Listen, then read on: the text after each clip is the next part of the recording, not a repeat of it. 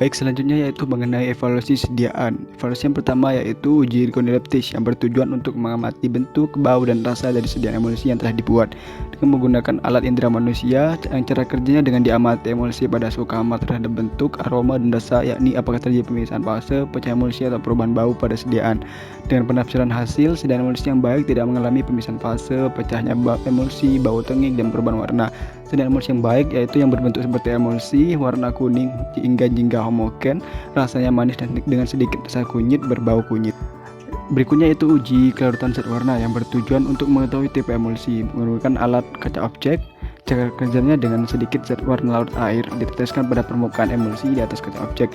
Dengan penafsiran hasil, jika warna zat warna terlarut dan berdifusi homogen pada fase eksternal berupa air, maka tipe emulsi adalah minyak dalam air. Dan jika zat warna tidak mewarnai fase pendispersinya, maka pengujian diulang dengan menggunakan zat warna larut minyak. Dan apabila zat warna terdistribusi merata pada fase kontinuu, maka tipe emulsi adalah air dalam minyak. Berikutnya yaitu uji viskositas yang bertujuan untuk mengukur tingkat kekencalan sediaan emulsi menggunakan alat viskometer Sword dan stopwatch.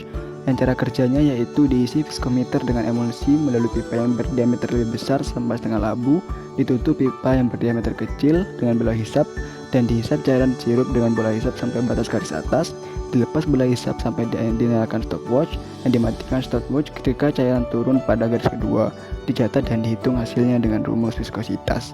Yang penafsiran hasilnya yaitu hasil viskositas emulsi yang baik yaitu jernih atau tidak keruh dan stabil. Selanjutnya yaitu uji penetapan homogenitas yang bertujuan untuk menjamin kehomogenitasan sediaan emulsi dengan menggunakan alat kaca objek. Cara kerjanya yaitu sampel diambil pada bagian atas, tengah, dan bawah setelah emulsi dikocok terlebih dahulu, dan sampel diteteskan pada kaca objek, kemudian diratakan pada kaca objek lainnya sehingga terbentuk lapisan tipis, dan susunan partikel yang terbentuk atau tidak kehomogenan diamati secara visual. Penafsiran hasil pada uji ini yaitu emulsi yang homogen akan memperlihatkan jumlah atau distribusi ukuran partikel yang relatif hampir sama pada berbagai tempat pengambilan sampel. Kemudian uji penentuan volume terpindahkan yang bertujuan untuk mengetahui dan memastikan bahwa volume terpindahkan dari emulsi sama dengan volume yang sudah tertera di etiket pada saat dipindahkan ke wadah lainnya menggunakan alat gelas ukur. Cara kerjanya yaitu dituang ke botol dari tiap botol secara perlahan ke dalam gelas ukur. Waktu penuangan ditunggu hingga kurang lebih 30 menit. Jika sudah dituang, maka dilakukan pengukuran volume tiap wadah. Dengan penafsiran hasil, volume rata-rata tiap botol tidak kurang dari 100%, di mana volume tiap wadah tidak kurang dari 95%. Kemudian uji penentuan berat jenis yang bertujuan untuk membandingkan berat jenis sediaan akhir dengan berat jenis emulsi secara teoritis yang menggunakan alat piknometer. Cara kerjanya, pengujian ini dilakukan dengan menggunakan piknometer pada suhu 25 derajat Celcius. Piknometer yang bersih dan kering ditimbang sampai massa piknometer kosong (AG), kemudian diisi sampai penuh dan ditutup dan ditimbang. Air dikeluarkan dari piknometer dan dibersihkan. Emulsi yang telah dibuat diisikan ke dalam piknometer sampai penuh, ditutup dan ditimbang. Kemudian bobot jenis dihitung sesuai perhitungan. Penafsiran hasilnya, bobot jenis yang tidak terlalu besar 1,01 sampai 1,03 menunjukkan bahwa sediaan dapat mengalir dengan baik dan mudah dituang. Selanjutnya yaitu uji penetapan pH yang bertujuan untuk mengetahui tingkat keasaman sediaan untuk menjamin sediaan tidak menyebabkan iritasi pada kulit dengan menggunakan alat pH meter. Cara kerjanya, sediaan sebanyak 25 ml dimasukkan dalam kilas kimia, diukur pH dari sediaan dengan pH meter. Pengukuran dilakukan terhadap setiap formula sebelum dan sesudah kondisi dipaksakan. Penafsiran hasilnya yaitu pH emulsi yang baik adalah pH yang hampir sama atau mendekati pH kulit yang berkisar antara 4,5 sampai 6,5.